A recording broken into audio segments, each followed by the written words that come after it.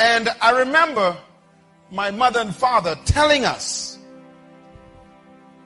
that we must learn the Bible no matter how difficult life became. And they would teach us from this book about God and about Jesus Christ and about his sacrifice for us. And as kids, we grew up with those conditions. And as you grow older, you begin to question, why are we poor? Because you begin to see other people's lifestyles. And I remember crying out to God one time at age 13.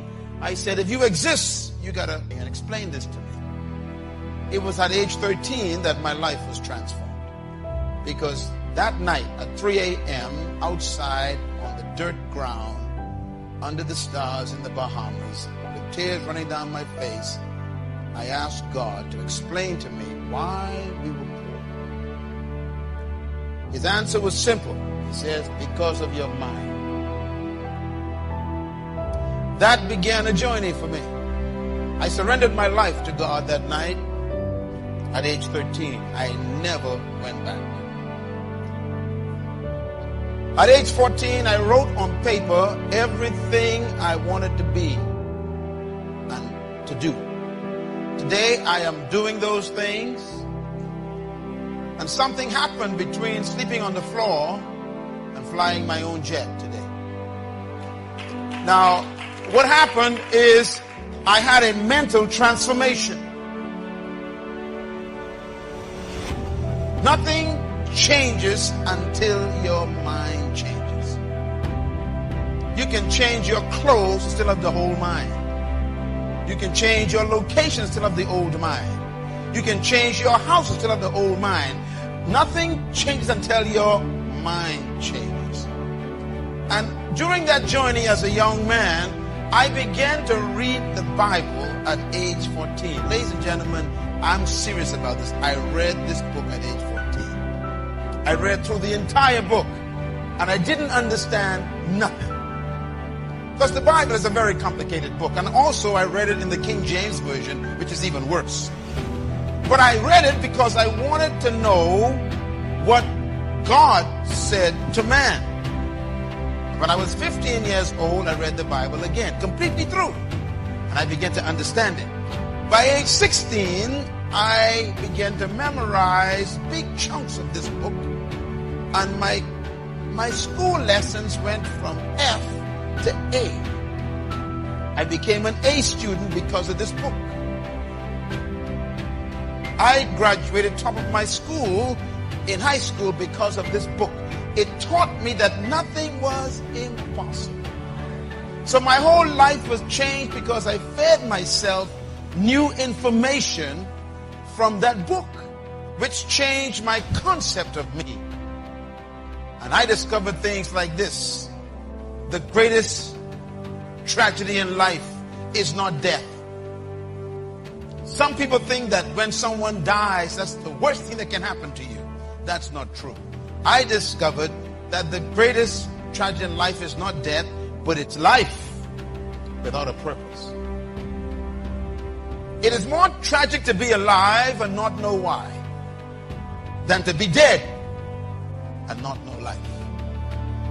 Because when you are alive, you got to explain what you're doing with your hours, with your minutes, with your energy, with your talents, with your time. You got to explain, why am I here and what did I do last week with my life? Most people are living as an experiment. Is your life as short as the next bill you pay? Is there a sense of destiny in your life? God sent me here to talk to you, to let you know that you are not just here as a passing fantasy. You came to this planet because something that you need to do is still undone. You were created to live life with meaning and purpose. You are not a mistake. As a matter of fact, until you discover your personal reason for living, you will never be fulfilled. You were born, sir, to do something important in this world. That's why I am convinced that all of us were created for a purpose, equipped with potential, and designed for a destiny. I am convinced that you are loaded with stuff that we haven't seen yet. and is trapped under your fear of people. As a matter of fact, some of your greatest graveyards are your jobs. Nothing can bury you faster than a career that you're trapped in. You were born to do something that the world needs, and that's why until you discover your purpose, you can never maximize your potential. Your purpose, madam, is the most important thing for you to discover. Because when you find your purpose, you automatically find your potential. And when you find your purpose and potential, you become unstoppable. No human opinion can touch you when you discover your purpose in life.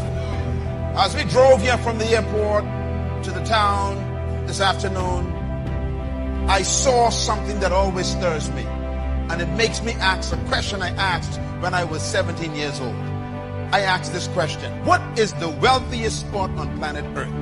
Where is the greatest wealth on earth? And someone says, well, maybe it is the gold mines of South America, or it's the diamond mines of South Africa, or the oil fields of Iran, Iraq, and Kuwait, or maybe it is the silver mines of Peru, or maybe it's the oceans of the Caribbean with all that seafood. What is the wealthiest spot on earth? I found it. The wealthiest spot on earth is right here in Marion. I saw it today. The wealthiest spot on earth looks just like this. It's the cemetery. Why is the cemetery the wealthiest spot on earth? Do you know why? Because buried in the cemetery are books that were never written. In the graveyard, we've got paintings that were never painted. Buried in the cemetery right here in Marion is music that no one has ever heard, because people died with music in their minds. What a tragedy. The graveyard is filled with businesses that never open. Some of you had a business idea for the last 20 years and you are still employed, because you wouldn't step out and believe God with that idea. And the cemetery is going to take that business from us. The graveyard is filled with ideas that never became reality. The graveyard is filled with visions that died as nightmares and dreams. We got plans that were never executed. The graveyard is filled with awesome, powerful treasure no one has ever used. As a matter of fact, that is why I came here, because I had to come. I came here because of the cemetery. I came here because I knew sitting in your chair right now tonight would be a person who is the candidate to add to the wealth of the cemetery. You are about to make the cemetery even more wealthy. Why? Because trapped in you is a book that you're procrastinating on. Inside of you is an idea that you still refuse to pursue. Inside of you is music that you never wrote, poetry you never wrote. How come the cemetery is going to take from us again? I have come to make sure the cemetery doesn't get anything from you. I really came here to Marion, South Carolina, to make sure that you die empty.